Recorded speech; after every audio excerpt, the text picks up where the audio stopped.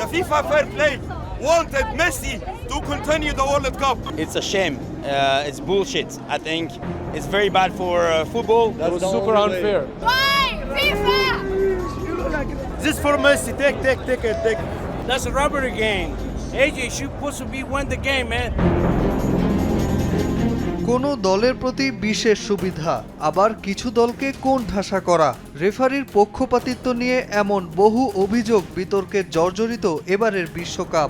মার্কেটিংয়ের জন্য মেসিকে টুর্নামেন্টে টিকিয়ে রাখছে ফিফা। আর্জেন্টিনা মিশর ম্যাচের পর এমন অভিযোগ করেছেন অনেক ফুটবল বোদ্ধা, সয়লাব সামাজিক মাধ্যম। তবে ইতিহাস কি বলে? সত্যি কি আর্জেন্টিনা ফিফার সুবিধাভোগী দল? বিশ্বকাপের ইতিহাসে দ্বিতীয় সর্বোচ্চ কার্ড দেখা কলঙ্কিত ম্যাচ ছিল আর্জেন্টিনা বনাম নেদারল্যান্ডসের ম্যাচ। 2022 বিশ্বকাপের কোয়ার্টার ফাইনালের ম্যাচটিতে 19টি কার্ডের 10টি দেখানো হয়েছিল আর্জেন্টিনার খেলোয়াড়দের। বাদ যাননি কোচ লিওনেল স্ক্যালোনিও। আর বিশ্বকাপের সবচেয়ে বেশি ফাউল ছিল 2006-এর পর্তুগাল বনাম নেদারল্যান্ডসের ম্যাচ, যেখানে রেফারি কার্ড দেখিয়েছিলেন 20টি। ইতিহাস বলে বিশ্বকাপে কোয়ার্টার ফাইনাল খেলা দলগুলোর মধ্যে সবচেয়ে ভদ্রবেশী দল আর্জেন্টিনা। সবচেয়ে বেশি ফাউল করলেও রেফারি আলবি সেলেস্তেদের কার্ড দেখিয়েছেন একেবারেই কম।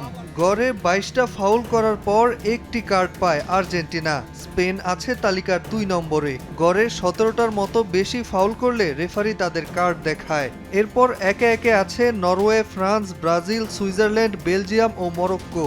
আর তালিকার তলানিতে ইংল্যান্ড, যারা ফাউল করলেই ধরিয়ে দেওয়া হয় কার্ড। এ কারণেই বিশ্বকাপের ইতিহাসে সবচেয়ে বেশিবার লাল কার্ড দেখেছে ব্রাজিল। এ পর্যন্ত 11টি কার্ড দেখে তালিকায় সবার ওপরে 5 বারের বিশ্ব চ্যাম্পিয়নরা। তাদের ঘাড়ে নিঃশ্বাস ফেলছে আর্জেন্টিনা ও ক্যামেরুন। 9টি করে কার্ড নিয়ে যৌথভাবে তালিকার দ্বিতীয় স্থানে। 8টি করে লাল কার্ড নিয়ে পেছনে আছে নেদারল্যান্ডস, ইতালি ও উরুগুয়ে। এরপর আছে জার্মানি, মেক্সিকো, ফ্রান্স ও পর্তুগাল। আর হলুদ কার্ড পাওয়া দেশগুলোর মধ্যে অন্যতম Argentina, Brazil, Germany, Netherlands, Italy ও মেক্সিকো।